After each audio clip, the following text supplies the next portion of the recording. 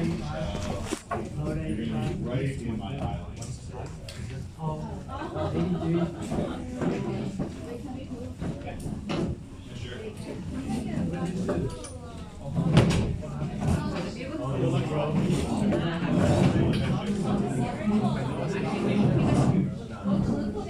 That's not yours, Sharon. I think that's better. You saw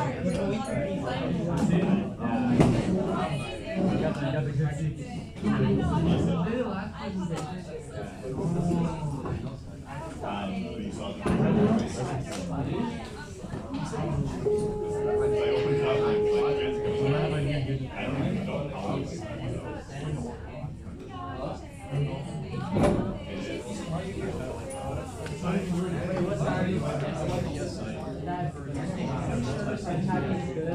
The Chinese impact on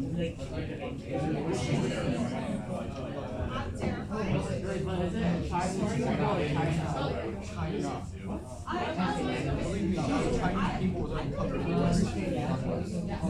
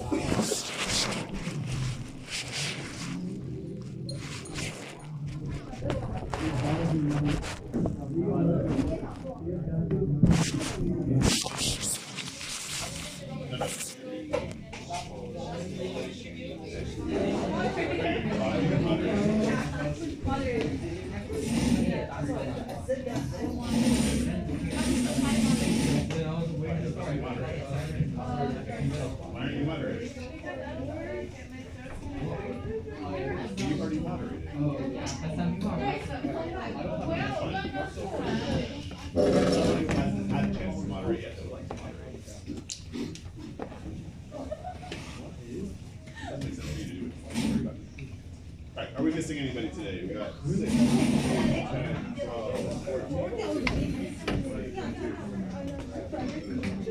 Beauty.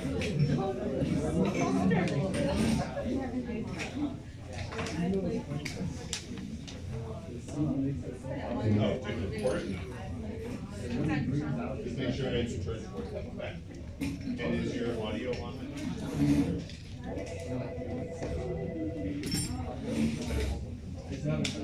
Yes.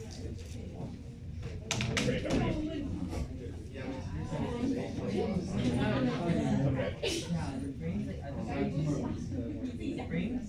Kind of like have hardly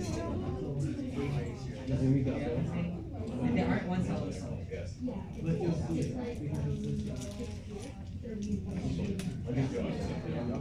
there's like plastic and steel.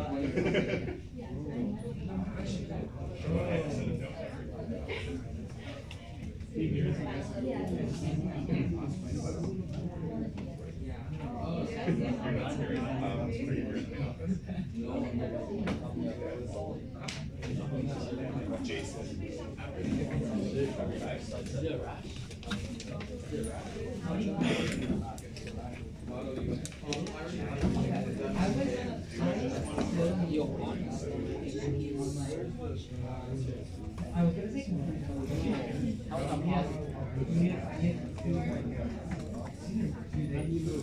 Is this ready? When did it start happening?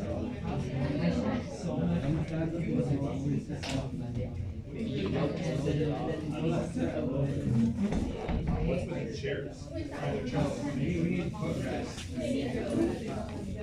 This is me rolling. Wait. I figured out. That's fun, then I might this one out. Is that okay? yeah.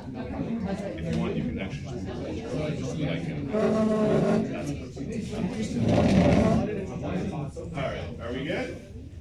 Most second and third. I'm sorry, you can't talk to her. That's why she can't moderate today. So there's no talk. No. We need to rest the vocal cords. That's a new one for me.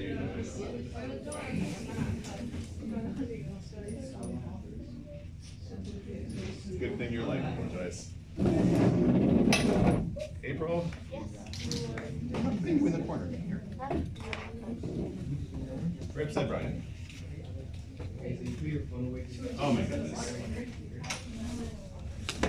We got yes, we got no. Alright.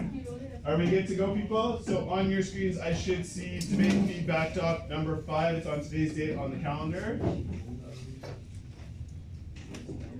For you guys debating, it's going to be Yo-Yo moderating, and it's going to be Haimu timing.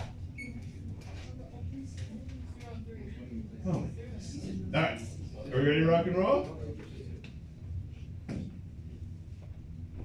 Alright. Yo-Yo, what do we got? Opening statement, yes, I 3 minutes. So how many of you today scrolled on TikTok, browsed Temu, or texted through WeChat while chopping away at your lunch today? Probably most of you. And what do these apps all have in common? They're all prime examples of how Chinese technology has become part of our everyday lives. And it doesn't stop there. You know somebody who works in the primary or secondary job sector, like maybe a parent or an older sibling? Their job is probably a result of Chinese foreign investment. And take your computers, for example. Chances are, its parts were also imported from China. Whether we realize it or not, China's influence on Canada is everywhere.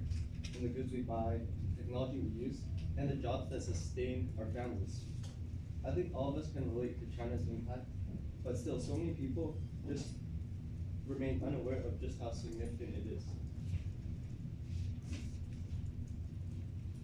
So today, the ideas we'll be talking about are how the Chinese positively impact Canada in terms of technology, trade, and foreign investment.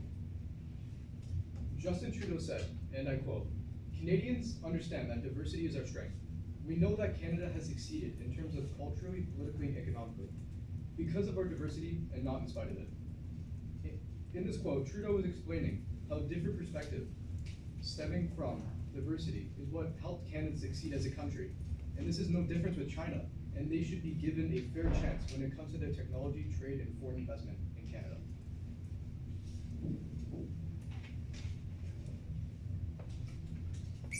Alright, what do we got? Opening statement, those are 3 minutes.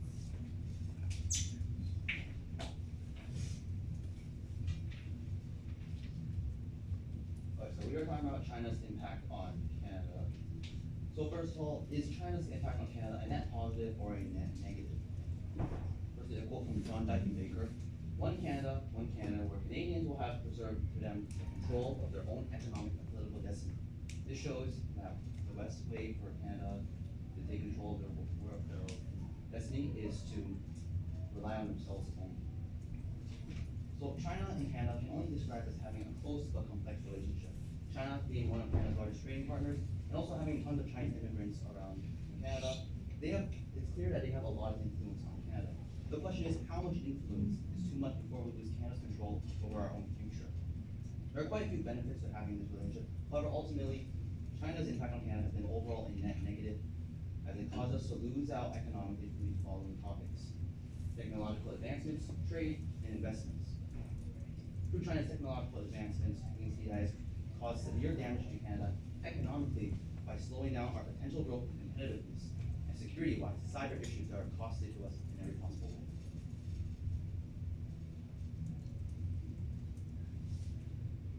Imports and exports have caused harm to Canada's balance of trade, such as over-reliance, a trade balance deficit, and products that overshadow the Canadian products. China's government has a history of engaging in economic tactics that greatly disadvantage Canada, including acquiring key projects and companies through overbidding, exploiting Canada's economic dependence, and harming Canadian farmers. These practices include offering deliberately low salaries to secure contracts, engaging in intellectual property theft, and exacerbating Canada's housing crisis by purchasing major real estate in the country's largest cities with no intention to reside in these properties. This is on top of many environmental and human rights concerns. Over the next little while, we will try to convince you that China's economic impact on Canada is a net negative, at least in its current state, and some ways that we can fix it.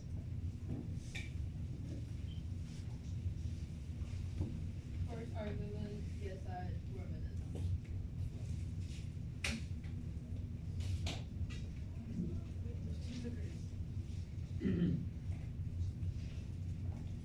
The growing relationship between Canada and China and how it's helping shape Canada's technological and economic future.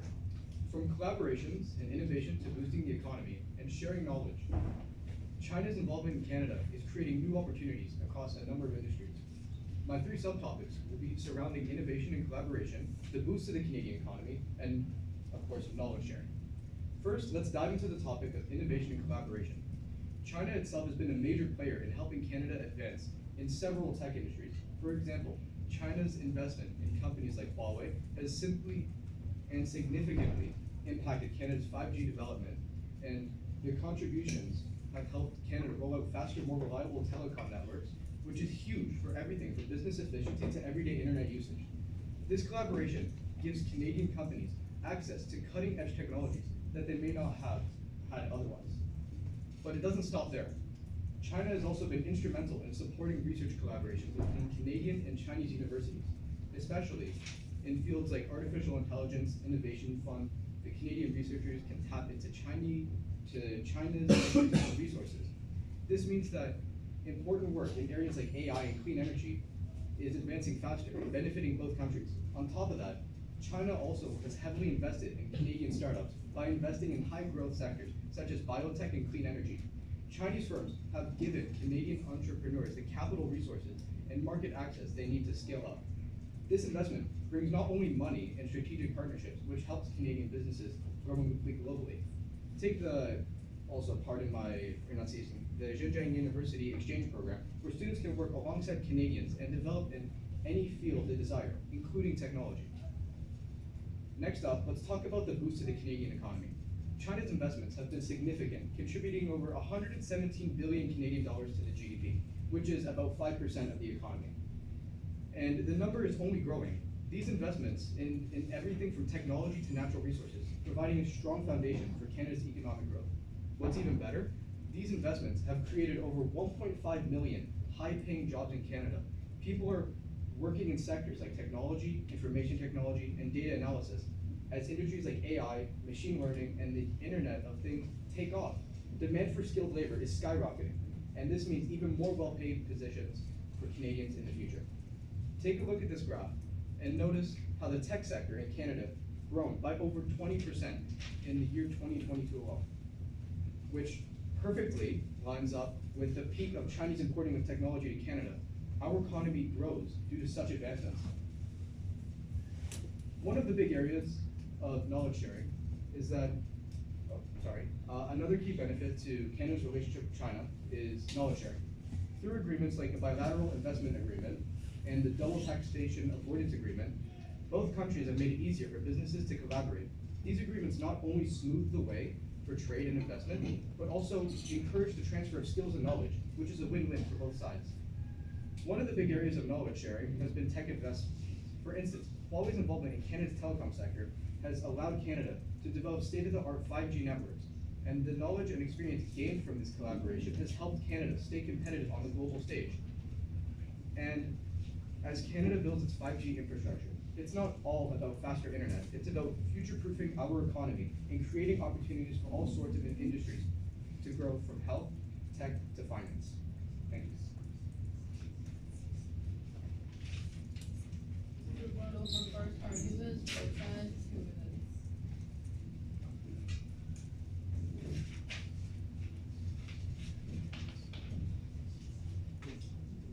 The rebuttal to technological advancements. So first, when we look at the technological imports from China to Canada this year, and you see we are spending way too much on importing tons of Chinese technology, and it's not a good thing. We're importing far too many things from China and are neglecting our own means of production, manufacturing.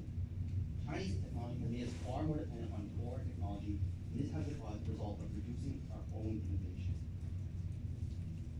Ever since these imports, Canadian manufacturing positions have gone down significantly. It's been reported at least a net loss of around 100,000 manufacturing jobs over this time period.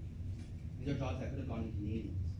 Not only that, manufacturing is a critical part for innovation. So my question to you, Lewis, is how can there be innovation and economic growth when Chinese technology forces Canada to be more reliant on foreign technology that would diminish this innovation and remove tons of low-skilled jobs from Canadians that could really use them?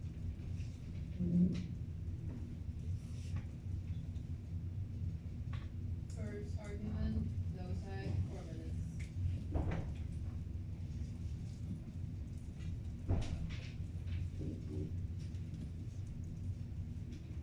So, now I'll go advance. So firstly, Chinese technology raises security issues. Stated by Canada's official site, China lists as one of the most comprehensive cybersecurity threats facing Canada. This graph shows the average cost of cybercrime in Canada throughout the years. As you can see, it costs us billions annually. Further proof of this being China's work, that recently China has been found infiltrating 20 networks associated with the Government of Canada agencies and departments, showing that they can't be trusted in Canada. According to the National Intelligence Law in Canada, Article 7, it states that all organizations and citizens shall support, assist, and cooperate with national intelligence efforts. Basically, this means that organizations must help and assist in collecting information if the Chinese government asks them to. And because of this, Chinese companies like Huawei collect tons of personal data, have ties to the Chinese government, can't be trusted, cannot sell your personal data and other important information. More importantly, Chinese technology hurts Canada economically by damaging our manufacturing and innovation sector. Here are the average price of an EV made in China and electrical vehicle made in Canada. As you can see, the average price of an EV in China is around $34,000, and some of them go as low as $17,000. Whereas the average price in Canada is around $73,000. This is a result of China's poor working environmental standards that allow them to produce for cheaper, and making it difficult for Canadian companies to compete. Compared to Canadian businesses, which need to follow much stricter regulations, Canadian businesses have no chance of competing with China's unfair prices due to unfair competition. Summarizing this quote, China's production practices are undermining Canada's, and making it near impossible to compete domestically and internationally. Ultimately, this punishes local businesses and lowers incentive for Canadian businesses. This isn't the only problem our country faces due to China. Because our manufacturing sector is on a steady climb ever since we've been importing technology from China. As you can see, since 2010, our medium-sized manufacturing firms fell by 51%. Looking at the graph, only 93% of our manufacturing firms are now small, with only a few thousand that are medium-sized. The proof that we are dependent on China technology comes in our imports. Looking at our top imports, are all technology-based, and we spent close to $30 billion this year on just technology. It shows that we're clearly extremely reliant on China for our technology, and that's not a good thing, because this is all coming at the cost of our own manufacturing sector. As we rely more on foreign tech, we see less domestic production. This chart shows the ratio of the stuff we produce and the amount that we import. As you can see, in recent years, we are on a steady decline. We only produce 40% of what we import. As a result of the declining manufacturing sector, it's only obvious that positions in manufacturing will also fall. And it states that over 500,000 jobs were lost within this time period, and ever since then, Canada hasn't been able to recover, and no employment growth in the sector hasn't come. In this graph, there are all-time lows. But how does the poor manufacturing sector really hurt Canada? Manufacturing firms are a major source of research and development. Research and development is a critical source for innovation. Because of this, research and development allows there to be technological advancements and our own innovation. So a weak manufacturing sector, therefore, diminishes our own technology and innovation. And you see, innovation is key to Canada, how Canada keeps up to the rest of the world, is how we remain competitive, productive, and how we grow economically. And this graph shows how we are spending less and less on research and development as we import from the 2000s. And through unfair competition in importing technology, Canada's manufacturing and research sectors have declined. There's less funding for research and development, resulting in a weak global competitive standing. And the quote, the result was lost economic potential and diminished competitive advantage on a global stage, from which we have never recovered.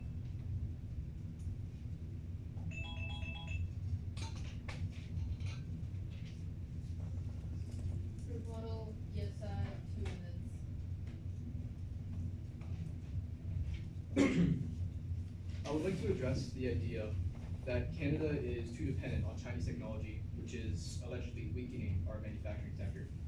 While China is an important trade partner, Canada is not reliant on it.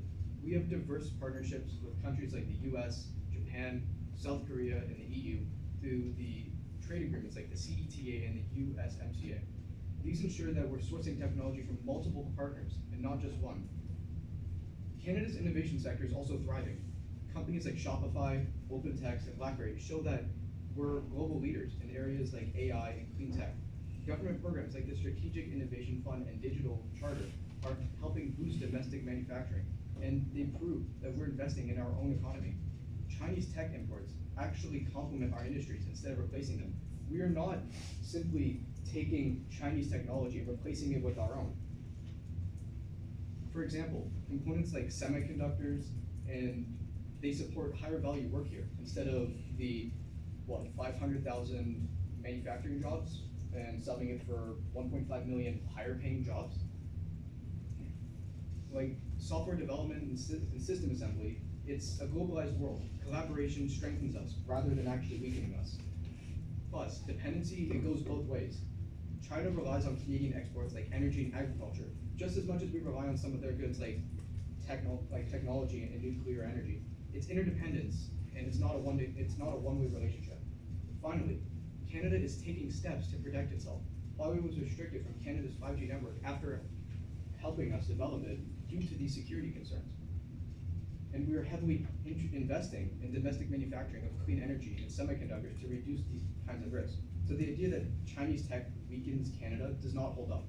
Our diverse trade partnerships and our strong innovation and our strategic policies, like banning Huawei from our 5G networks, it ensures that we stay competitive and resilient in a global market.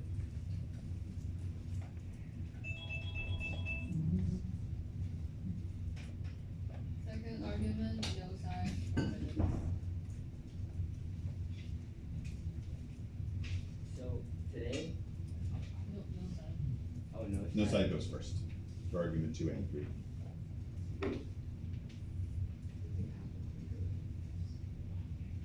Both sides have a vote.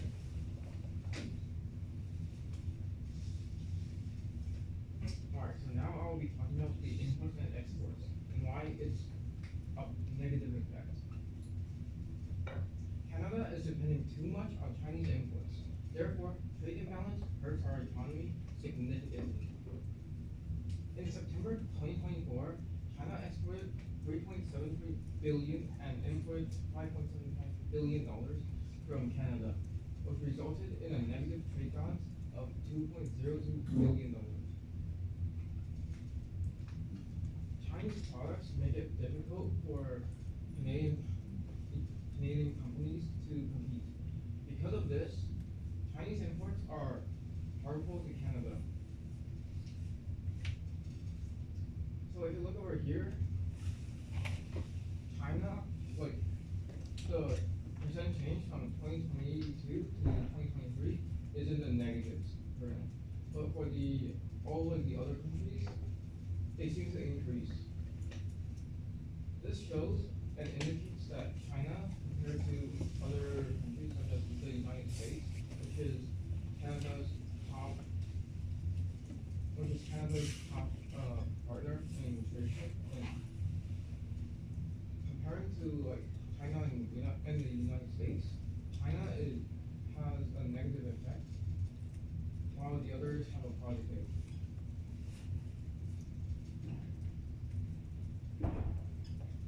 Over here is the graph that I found using some websites, and if you look over here, this is the Canadian trade with China for the past 24 months from 2023. Now, if you look at the trade balance, which is over here, now it seems to be on the negatives, and it seems that since it's like fluctuating, it's going to continue to be on the negatives, while everything else here, which is the total exports and total imports, is in the positives. So the trade balance is on the negatives. Throughout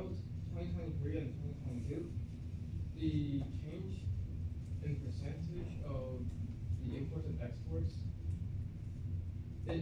From January, it started off very great, but however, throughout the other months, it has been declining severely.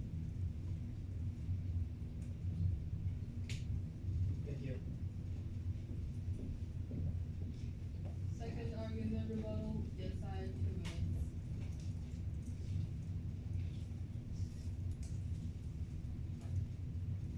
So for my rebuttal on imports and exports, I like to address the point where you're talking about how China's producing cheaper quality products for Canada, and I'd like to talk about how consumers like to look for not just the quality of the product, but the affordability side of the product, not just the quality. And for these products, consumers like to have a diverse product range when they're looking to purchase, and along with global supply chains, when Canada produces products domestically, if they were to produce products domestically, then they would still need to have parts ordered from China because they don't have all the resources required, especially when making higher end technology. And pricing is what consumers look for a lot as well, because lower end businesses, maybe Canada's middle class or lower class, they can't always afford to invest a lot right away. So sometimes they prioritize having cheaper products rather than higher quality products. And it's a stereotype that all Chinese products are cheap quality, but it isn't necessarily true. So sometimes when you have like a cheap item that you buy from the store, you think, oh, it's made in China, it's pretty cheap. But that's not always the case, as there's many situations, like when it comes to technology, electronics, smartphones, these two iPhone companies, like this one, Huawei, they produce really good quality phones, and you can see just by looking at the image that they're definitely on the higher end of phones, especially when compared to the iPhone that's produced nowadays. And finally, they produce way better electric vehicles in terms of batteries and car companies. Second argument, yes side, 4 minutes.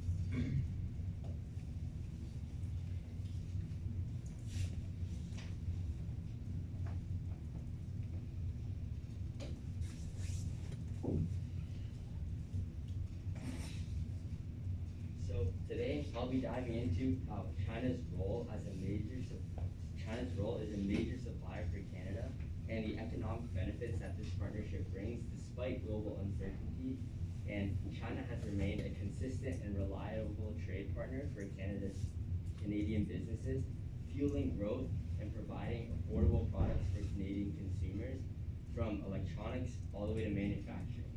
China's vast production capabilities continue to have a significant impact on the Canadian economy, helping businesses stay competitive and giving consumers access to high quality, cost-effective goods. So the sub-arguments I'll be talking about is how China's a major supplier for Canada, how China is a consistent trading partner despite global uncertainties, and how the economic benefits China brings for Canadian businesses and consumers. So China is a major supplier for Canada. China represents about 11.8% of Canada's total imports in 2023, and 3.9% of Canada's total exports went to China. In 2023, Canadian exports from China totaled approximately $50 billion, highlighting the significant reliance Canada has on China for low-cost manufactured goods. And in 2022, this was an even higher number, and this is right after the pandemic had just ended, when a lot of other countries weren't doing too well, which therefore proves that China has a lot of economic resilience. And based on this chart here, you can see China's progressive growth over the years, continuously going on an uptrend and showing no signs of slowing down anytime soon. From as of this year, from January 2024 to July 2024, Canadian imports in China reached almost 50 billion Canadian dollars, and exports to China were $16.4 billion. And China's consistent trade partnership, despite global uncertainties. So Canada's trade with China has grown faster than Canada's trade with any other principal trading partner since 2001. And you can see on this graph here that it's been on an uptrend slowly over time, but during the pandemic you could see a small dip, but they get right back on their feet and continue to go on that uptrend. And in fact, they spike even higher afterwards. And for China's economic resilience, the reason why they're so resilient is because they're able to adapt during global challenges. They have economic stimulus and recovery. They have very diversified trade relationships, and they have a solid manufacturing and supply chain. And this chart here is showing all of China's details in terms of trade details, but obviously this is really hard to see, so this is the broken down version of the most important things to look at.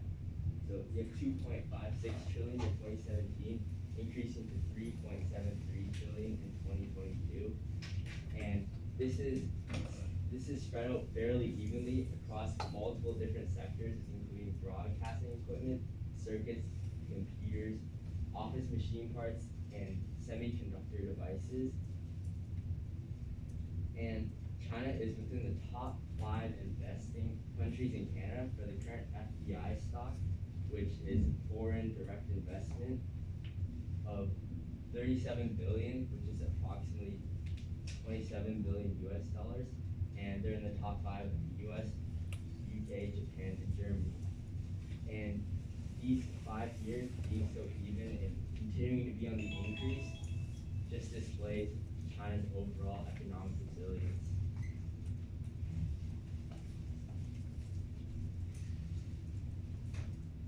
Second argument rebuttal, no side, 2 minutes.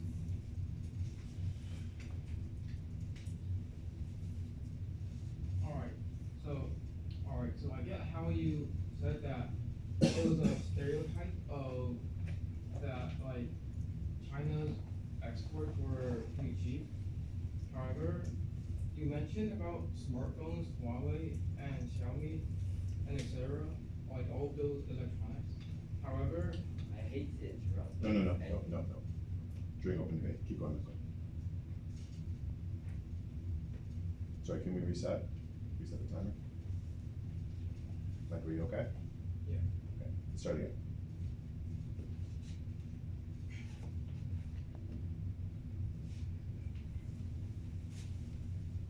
alright, so I understood how you meant by the smartphones and stuff. However, what you meant by that import products were lower quality than the ones produced in Canada, how could you justify that importing lower quality products to our Canadians?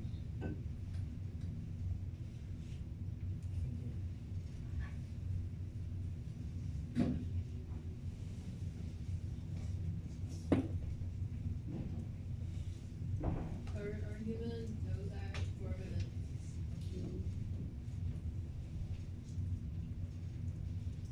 So no side. No side, 4 minutes. Okay. Make sure you're out.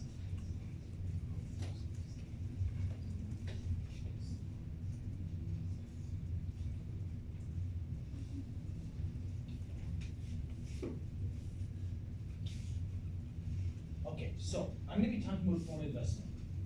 The CN Tower Toronto, the Halifax Shipyard in Nova Scotia, and the Vancouver SkyTrain in BC. What do all of these iconic Canadian projects have in common besides the fact that they are key landmarks that define some of our country's biggest cities? The answer is Aecon. Aecon is a Canadian construction giant worth nearly $1.9 billion and 12,000 plus employees in Canada. A few years ago, they were nearly completely bought out by the Chinese government through a government-controlled company which would have given the CCP direct control over it. Aecon works on many Canadian energy projects, specifically in nuclear energy, and the Chinese company that bought it even admitted themselves that there would be a Communist Party unit set up in the country. In other words, China's government would have had previously private information on Canada's nuclear energy plants. However, right before the deal, the Canadian government blocked it at the last minute for obvious national security reasons. Chinese investment in Canada is huge. Chinese direct investment reached $1 billion alone in 2021, and from 1993 to 2023, it reached 21 billion. China is one of Canada's biggest partners. I know this comes with many opportunities, it also comes with many risks. First of all, Chinese investors, many of them get money from the Chinese government, often target Canada's most important and vulnerable sectors, such as critical energy, military, telecommunications, and more. Some of many examples of Chinese investment in Canada include the 2013 purchase of Nexen Inc., a Canadian oil giant, to the China National Offshore Oil Company worth $15 billion, Sinopec, a major Chinese oil company, bought a 90% stake in Syncrude Canada, one of the biggest producers of crude oil from Alberta sands for $4.65 billion, and PetroChina bought 60%, and then the remaining 40% stake in the Alberta Oil Company Athabasca Oil, worth nearly $2 billion. Other Chinese investments in Canadian critical infrastructure include the 2017 Chinese company Hytera bought the Canadian telecommunications firm Norsat, which specialized in satellites and other communication systems used by our NATO militaries, potentially putting our allies at risk. China has also invested very heavily in Canada's green energy, which again poses both opportunities and risks. Now you may be thinking, just because investors own these companies doesn't necessarily mean the Chinese government does. Well, you'd be wrong. In 2017, China passed a new national intelligence law which legally obligated companies and citizens to support Chinese intelligence efforts when asked. So in other words, if the Chinese government requested any information, they would have to legally turn that over, and the Canadian side would have no idea. There's also other concerns about intellectual property theft. A 2018 report detailed this a lot more. Some examples of this include the 2018 Bombardier hack, the company that makes many Canadian jets. It was hacked by the Chinese company Comac, which is one of their biggest rivals, and the stolen secrets were used to make a new C919 aircraft.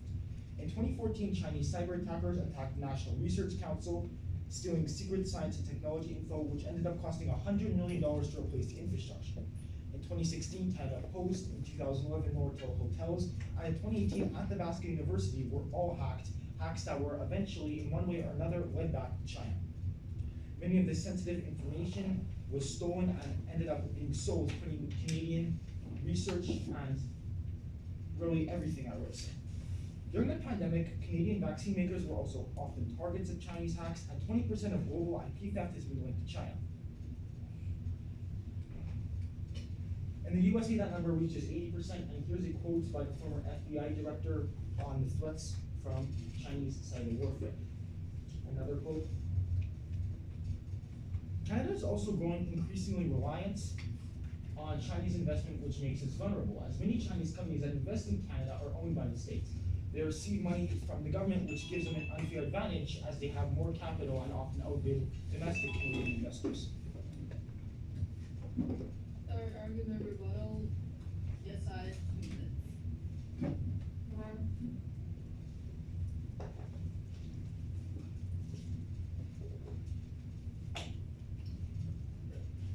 So Dimitri, I'm going to be addressing the point you made about how Aecon was, the Chinese investment of the Canadian company Aecon was a bad thing. So first of all, this deal was rejected by the Canadian government per the Investment Canada Act, and was not actually bought out. The act states that any foreign investment can be rejected by the government if it is deemed potentially dangerous to Canada's national security. But this rejection exposes the prejudice that China faces from many Western countries, not just Canada. There was no evidence to suggest that the Chinese company attempted to buy out Aecon for malicious intent, but rather that assumptions were made based on prejudice and past isolated incidents. So, why are Middle Eastern countries portrayed in a negative light as dangerous when they have a history of human rights violations? An example of this was in 2022, when two Saudi companies bought significant shares in Canadian mining companies. And this deal was approved by the ICA despite Saudi Arabia having a history of mistreating East Asian migrant workers, as well as endorsing public lashings and executions. This is not fair at all for the Chinese, who have a much cleaner past than many Middle Eastern countries. So this rejected investment also exposes the need for Chinese investment within Canada. The Chinese have capital and resources that many big Canadian companies are lacking. Look at Aecon, for example, who had to sell their ownership in a mining company after the Chinese investment was rejected. Canada is allowing some of their biggest corporations to fail, all in the name of domestic security. Instead, why not address the dangerous immigrants who are coming into Canada, committing crimes or trafficking drugs? After all, they pose more of an immediate threat to the everyday civilian. Third argument, get side 4 minutes.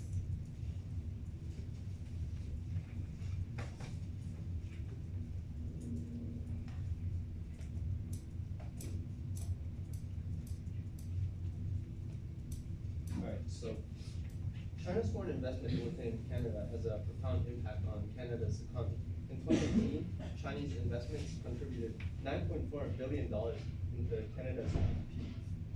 One of the most notable Chinese investments was the purchase of Victoria, BC's Mayfair Shopping Center, valued at approximately $250 million.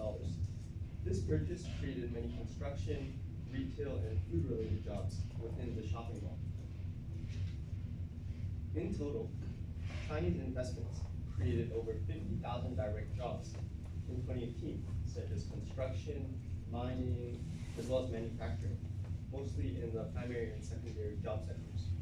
And these new jobs came with higher wages as a result of companies having more capital from the Chinese investments. And to sum up, investments lead to less unemployment and stimulate the economy, leading to inflation, which in small amounts can kickstart economic growth, which this is the case here. There are also many political benefits for Canada which come with foreign investment. First, there's a mutual interest in each other's countries, where both sides see significant investments into each other's economies, stimulating both economies. This in turn improves political relations between each other. Furthermore, Canada also becomes more powerful in diplomatic negotiations, as they control over billions of dollars of Chinese investments in the country that they can seize at any time if China makes them unhappy. So this graph shows mutual investment into China and Canada. You can see in the pink at the bottom, Chinese investors had over $15 billion in investments in Canada in 2018. And this number actually rose to over $30 billion in 2023. And just showcases how Canada has become more powerful in diplomatic negotiations, just because China has put more investments into the country. So on the environmental side, Chinese investments allow Canadian mining companies to continue their operations, leading to a greener Canada. China, one of the richest countries in the world, has many investors with lots of money they want to spend. And investors, they like to invest in high profit sectors, such as mining and natural resources. And what does Canada have? A lot of natural resources, which makes them a great fit for each other. In recent years, mining companies have been struggling with money, evident by survey results, which determined that capital was the biggest detriment to mining operations in Canada. As a result, many struggling mining companies have sold large shares to Chinese companies to receive more capital to back their resource-intensive operations. And the Chinese investors suddenly become so important to Canada because the minerals being extracted by these mining companies make all these renewable technologies, such as wind turbines, solar panels, and electric vehicle motors, which are the key to stepping away from fossil fuels and into renewable energies. And Canada needs the Chinese to help them move towards the greener future. Without their support, extracting critical minerals would be too expensive, and Canada would suffer from the effects of climate change, such as poor air quality and wildfires, due to their reliance on fossil fuels. We've already felt these effects even in Markham. So without the Chinese, just imagine how much worse climate change would be in Canada for us and even your children and your grandchildren. Thank you.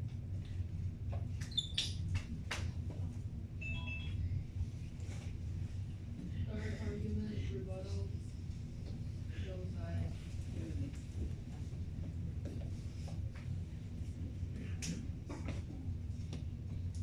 Okay, Ethan.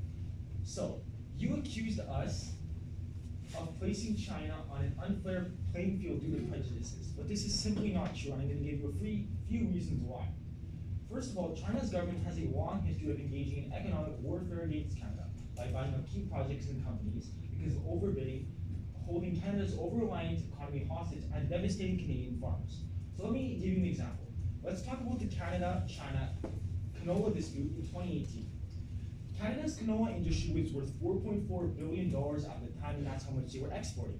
Of that $4.4 billion, about $2 billion was being sent to China. They actually bought about 40% of Canadian canola. And in May 2018, China abruptly suspended all Canadian canola imports due to a diplomatic dispute that had nothing to do with canola. It caused Canada's canola industry to lose $2 billion.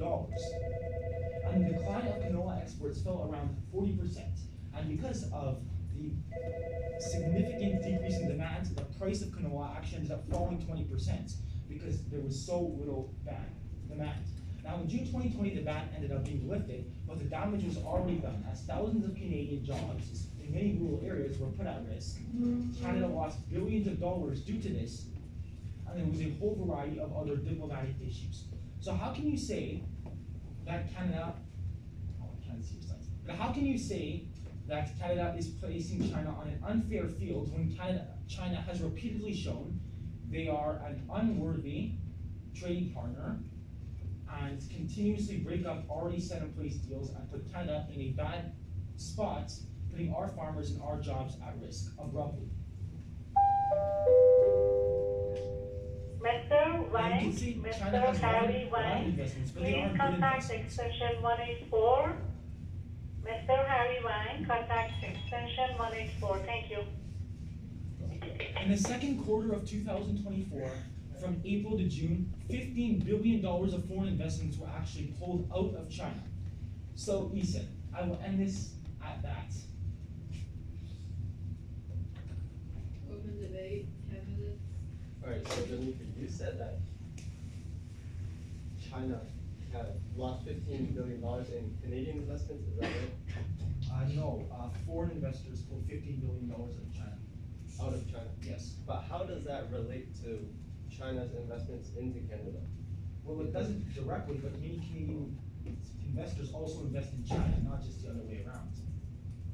Yes, but the Chinese will still keep their investments here because they're doing good. They're making Not good. necessarily. The reason the $15 billion was pulled out of China because of economic problems in that country. So if you don't have money for your own personal uses, you probably shouldn't be spending that money investing in foreign countries. So that could actually have a deep impact on Canada. But many of the companies that are investing into these Canadian companies, they're independent, they're not state-owned, so they have like little to no relationship with the government. Actually, their it's money, not it's their entirely own. true. Many of those companies actually receive money for the governments Yeah, but by those Canadian companies for a variety of reasons.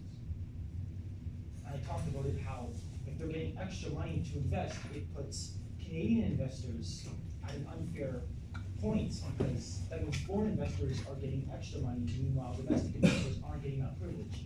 So they're actually outbidding Canadian investors, and it's one of the reasons why foreign investors, specifically from China, own so many Canadian companies. yeah, but this is way better for the Canadian economy because these Chinese investments, there's lots of funding, so these companies can expand operations, which creates more jobs and higher wages for the employees.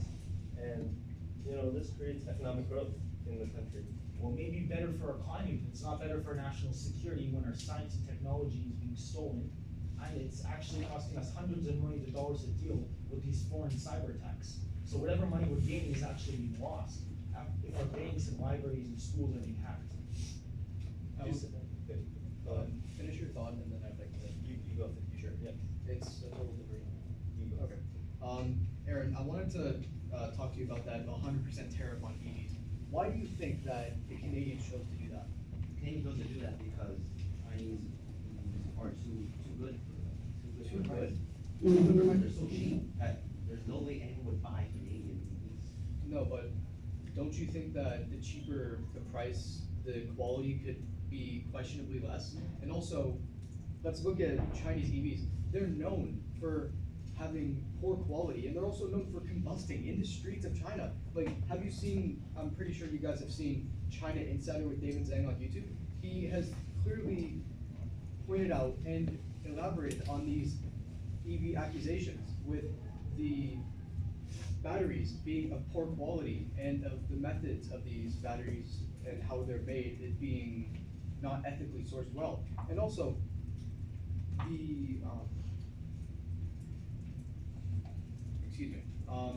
the tariff was put onto these Chinese vehicles to promote Canadian competition. Why do you think that people would want to buy crappy made Chinese electric vehicles when they can get top-notch quality for just a little bit more money?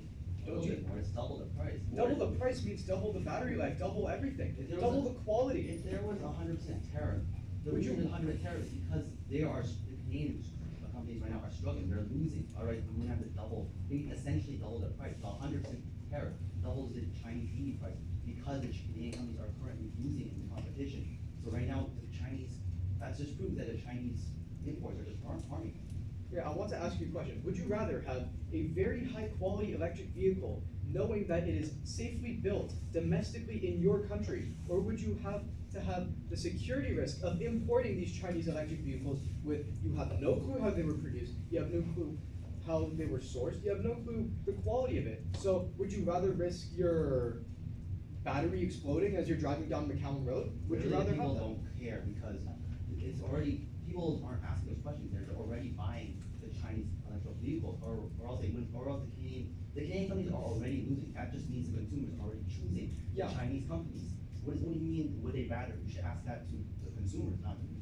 Yeah, and that's why the government has placed that tariff to drive the consumers away from Which means these, Chinese companies are to winning. drive them away from these risky investments of vehicles to promote competition in the Canadian sector. Because we produce them. We know the quality of these vehicles because we watch them being made. We're watching how they're ethically made, how the jobs that they're creating. Consumers don't know that, because otherwise they wouldn't be buying Chinese cars in Do the you first think place. that people do research on their cars before they buy them? Probably not, because they're buying all these Chinese Probably cars. not. They're So they're buying all these bad you're cars telling me you already. would just walk right into a dealership and just pick the first car that you walk into How's that relevant? The car, without questioning, oh, the mileage, the how much gas it goes into a tank, or the battery life on it. You wouldn't question that at all. clearly people, even if people research that, that just means they weighed the options, and they still decided that Chinese cars Yeah, are still the better. only because factors- You're buying the cheap Chinese electric cars. Despite the 100%. The only reason is Government because has to put the the tariff. price, and they can cheaply produce it You're proving because my point, because we have to put 100% tariff, we have to double the price in order to make it even. What does that say about the Chinese China cars? has a long record of flooding global markets with cheaply produced products, and Canadian, not just electric cars, which makes those domestic products a lot harder to sell. This is why the Canadian government did this, to make the market fair. So Canadian companies actually got a chance. And Dimitri, do you know why those cheap goods are a good thing? Because these Canadian small and medium enterprises, they can start expanding their business because they can buy cheap resources and make more profit. Yes, but then cheaper resources mean cheaper products. Yeah, but they still make more profit, which is their end goal. You know? Well, yeah, of course, the end goal of a company is to make profit, but it's a lot harder to make profits if your own country is struggling to compete with foreign products because they're so much cheaper. But do consumers really know that? I would hope so. But Ethan, I actually have a question for you. So in my point about Acon almost being bought by a Chinese company, I made a point about how there was supposed to be a Communist Party unit set up in it, and you said that's not true and there's no evidence of that. My source was actually from the CBC, which I sourced at the bottom of the slideshow. So what do you have to say about that? I didn't say that point was not true. I said that the fact that the Chinese investment went through and they actually bought Acon, that wasn't true because it was rejected by the Investment Canada Act, which stated that the company was potentially injurious to Canada's national security.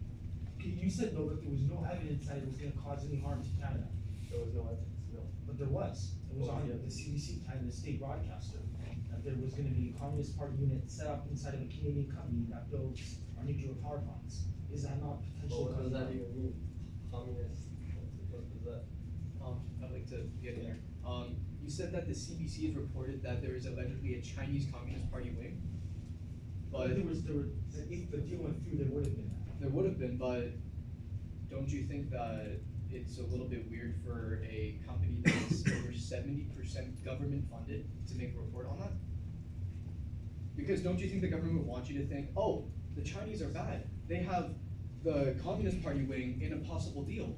So don't you think there was some little internal meddling in there? Well, we don't have to go like full conspiracy, We but do, I actually because had a there's- source. there's- What was Easton source? He Yeah, didn't but your have- source is government funded. Your My source is the Canadian Broadcasting Company. Yes, which But is his- he 70% doesn't have a government source. funded. Hmm? He doesn't have a source, at least I have a source. Yeah, but your source is just as reliable as his non-source. I want to talk to Louis about something about the tech. First of all, the jobs, you said the 1.5 million jobs from investment, you said, those are from investments in the Canadian technology sector, not directly from China's technological advances. And even then, those are jobs that are high skilled. Currently, Canada has a high skilled labor shortage, which means those 1.5, even your alleged 1.5 million jobs, not all of them are going to be filled. Compare that to the 500,000 manufacturing jobs with a net loss of 100,000 jobs. Those are low skilled positions that anyone can fulfill. What to say about that? And if you want, furthermore, to prove that importing technology only diminishes innovation, you should look at Project Made in China 2025. Basically, the whole overview of the goal of the plan is to import, is to stop relying on foreign imports altogether, is to heavily invest and focus on China's own domestic technological industries in order to promote global powerhouse. I would like to say something about the imports that we have with these technological advancements. They create jobs, and at the same time, those parts that we're importing, they're complements and they're not replacements, which also contribute to the jobs because the shortage. Don't you think people would want to have higher paying jobs? Do you think that in this economy that people would want more money? Of course they want more. So they would want to train for these jobs. They would want to. They don't have education. Yeah, so they're gonna go get the education. If they wanted education, they would have gotten it already. Yeah, Not but gonna don't get you more think it takes education time for an education to actually They would, be? if they wanted, these jobs don't encourage education.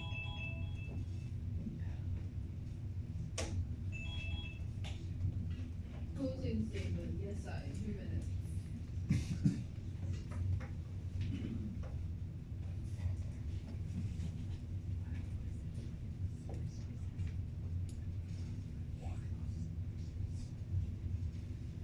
Isolated incidents have created stereotypes about the Chinese. It overshadows the Chinese goods, technologies, and investments, which are often met with undue skepticism, preventing Canadians from seeing the benefits of this relationship, while concerns over state influence should be addressed. It should not come at the expense of so many opportunities in which, in turn, have actually helped Canada prosper as a country. So Canada treats technology imports and investments from countries like the US, Japan, and Germany with fairness and collaboration. So my question is, why doesn't Canada, respect the Chinese contributions? Why are they held to a lower standard? Canada is simply doing themselves a disservice, right? Consider countries like Cuba, for example, which lack advanced technology, have trade restrictions, and aren't appealing to foreign investors. Canada should not take China's interest in them for granted. In fact, it means Canada is doing something right. Instead, Canada should embrace China's role in trade, technology, and investments within the country. They are all necessary for Canada's continued prosperity. As Justin Trudeau said, Canadians understand that diversity is our strength.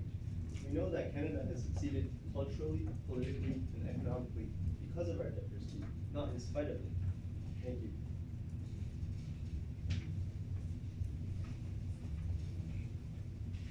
Closing statements, no side, 2 minutes.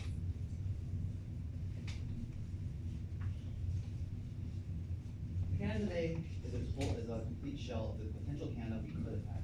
Our reliance on foreign technology we have lost the gains and prosperity we were supposed to have through the evil Chinese people who have succeeded in bringing our goals of success. We are disruptive technology, manipulative trade, and corrupted investments. China's technology has damaged our local Canadian businesses and has caused a decaying manufacturing sector that limits our potential, has infiltrated important networks to slow us down.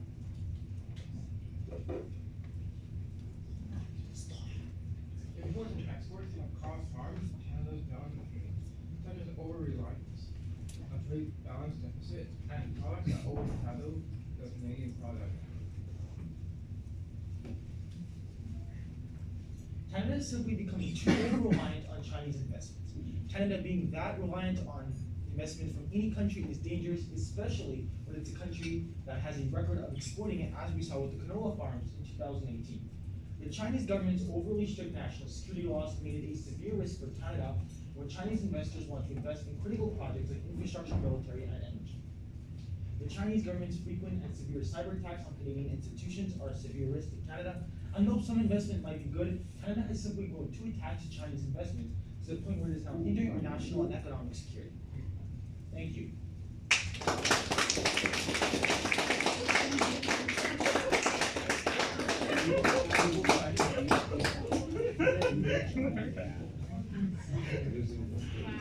All right, moderator, you're up first. You guys are evil.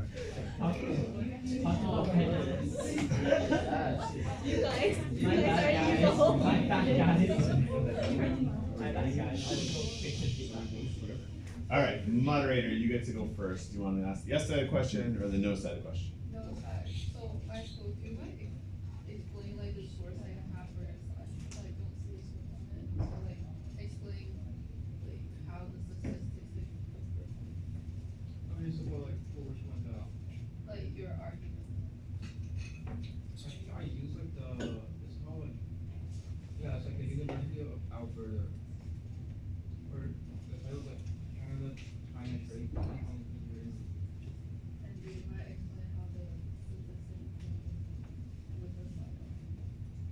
What? Do you mind explain how the statistics prove the side?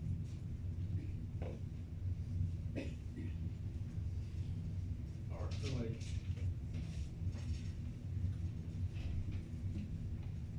How about why don't you tell us the best one of yours? Yeah. what?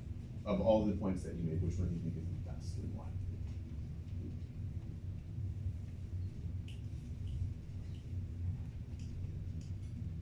I think it's like, probably like the.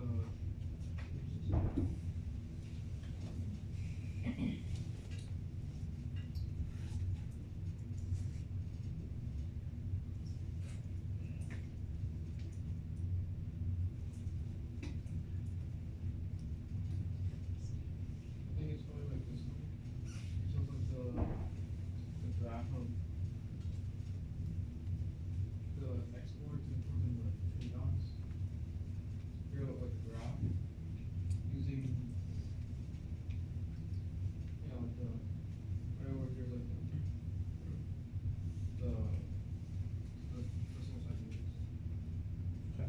Emma, did you want to? I also have a question for Michael. Can you No. You gotta ask a question the other side. So, I want to ask the reason.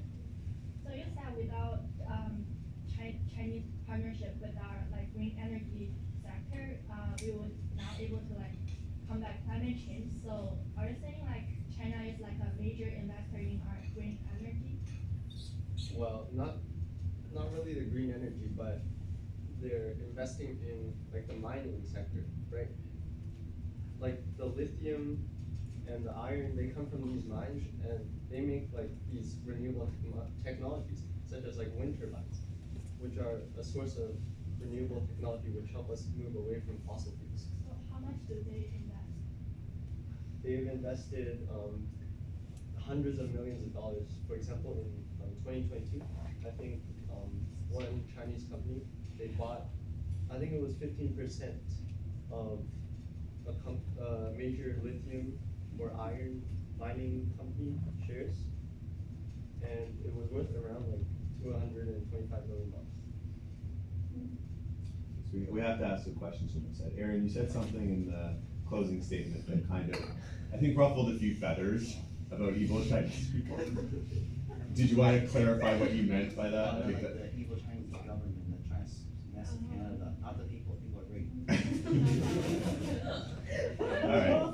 We have a couple minutes. Other questions from the audience?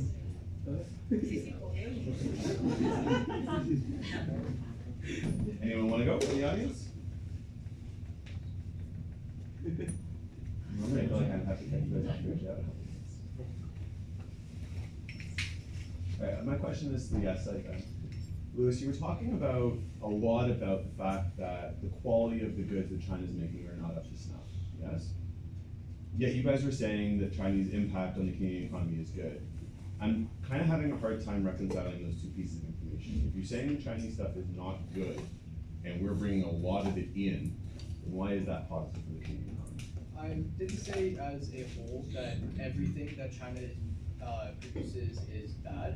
I'm just saying that some of the stuff that is way too cheaply produced to not raise concerns is the stuff that we should be focusing on. But at the same time, we're also bringing some of the stuff that they know that we know that is produced well, produced at a decent price, and produced that is generally a better technology for us. And we use that technology to better our technology, so we do not have to rely on foreign technology that puts us ahead of the global scale, instead of just relying on it for all eternity.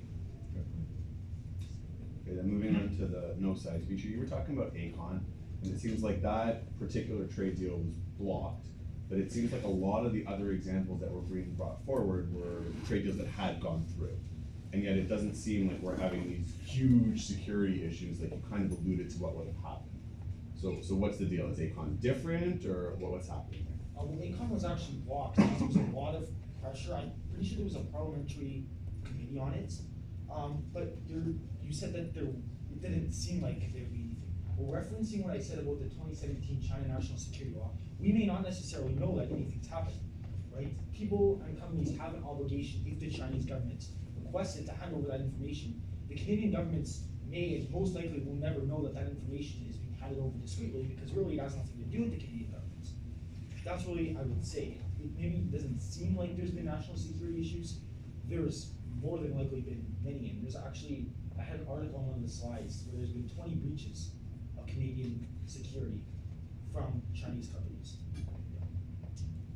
All right, we'll get you guys to shake hands and head out into the hallway. Good stuff, guys.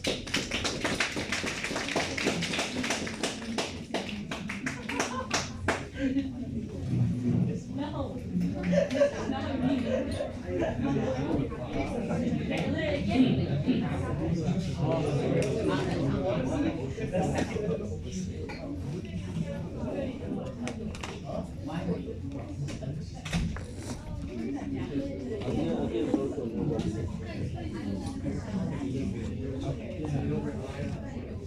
You are actually the one who made the call to TikTok.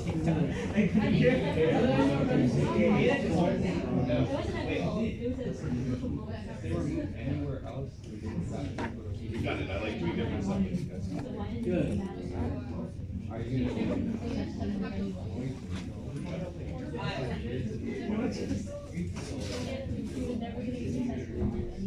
All right, let's go. Good stuff. What do we like? Yep. They're very engaged. A lot of people They were really engaged. Agreed. A little passionate. You can see what it does to people when they get fired up. I can feel you guys get brought into the debate. It's cool. Except it's all over this. They use the space. Yes. Some more than others, but 100%. Yeah. Ocean. They projected their voice. Yeah. Good voice projection, Jimmy. Ethan and Dimitri memorized their points well. They did. They came across as experts, some of them. Right? And that's kind of what you're looking for. Like you ask a question, they're able to tell you in 2018 how much investment there was. It's like, okay, you guys know your stuff. It's amazing how much of a difference that makes, as opposed to reading your scripts the class. Good. Stuff they could work on, Brendan? More slides. Yeah. Each slide. Yeah. Told you it's my most commonly used phrase. Yeah, Jerry. More so like during the overview, maybe come down a little, like actually listen to what like the question is maybe, or what other group is answering. There's always that Find fine like a logical answer. There's always that fine line between being passionate and being almost too excited. Jerry. Trying to make space for everybody during the open debate. I don't think I heard Carter or Michael speak during. That's always one of those things of, are people looking for space and it's not being granted to them, or are people happy just to be wallflowers? But if you're right, it is a gentle balance for sure. Chelsea? I think some people during, not the open debate, the actual presentations could have been more knowledgeable on the order and things like that. Yep, 100%. Yep. And more respectful to each other. Wasn't too bad. I've seen some of these people debate before. That was actually pretty good. Yeah.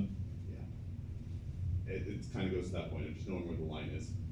Oh, I also talk like, I heard like just like quality cars, we talk about more like Chinese brand, like other than like Chinese made in China, Chinese production. So like iPad, iPhones also like have a made in China supplier, so I think we can maybe talk about more on that. I am shocked that I was asking questions when I opened up the floor. Can I put that out there? I thought you guys were going to be like, I would have had to cut it off. I don't know what happened there.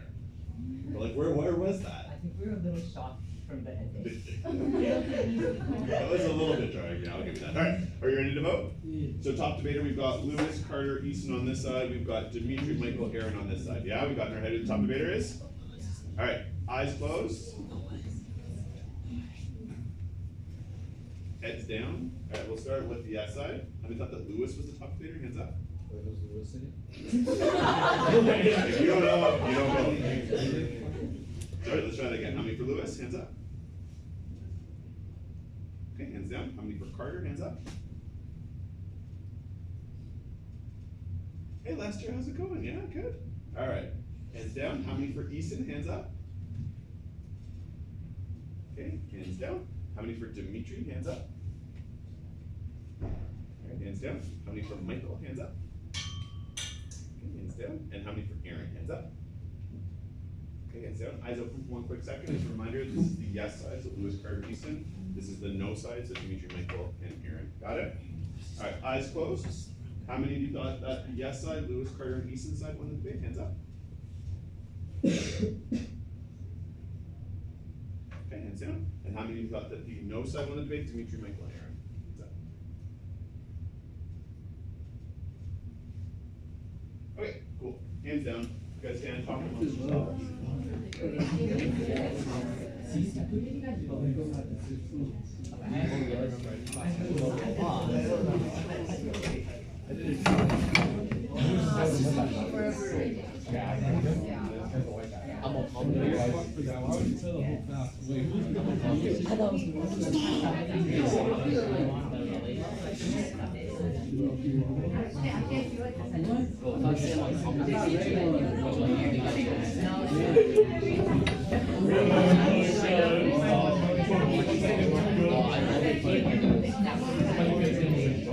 Are you a communist?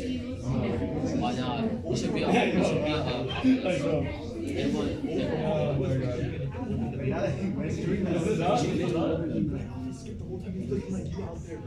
W, is that not W?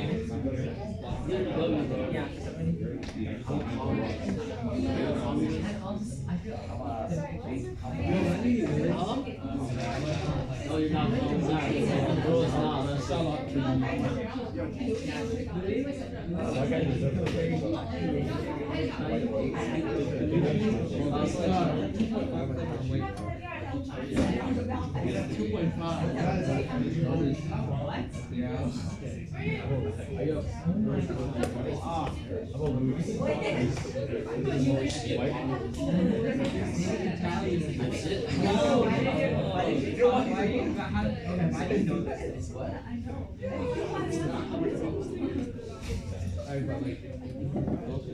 When they communicate, and they literally know what they got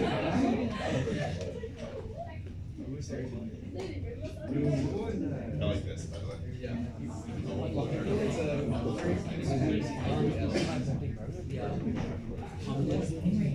All right, so one comment that I got from an anonymous member of this class is that you guys were definitely kinder on the feedback docs as the debates went on, but I think it might have just been that you guys were getting used to giving feedback that was really good. The feedback has been really good on the docs. I'm monitoring as you guys go.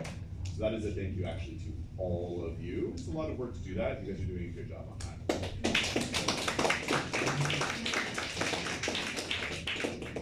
think that we stand on each other's shoulders in that the debate today, like moving into space and equality of passion and all that stuff, it's just that we built on it, which is cool, right? You want to see debates that are building on each other.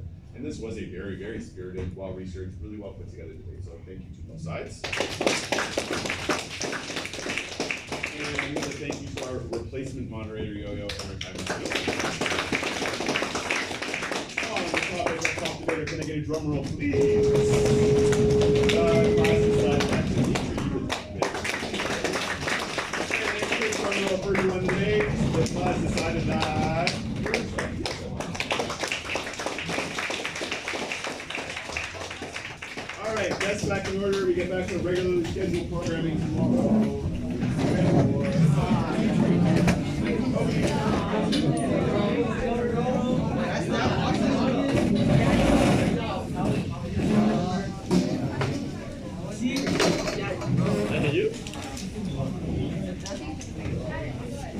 My evil Chinese coffee.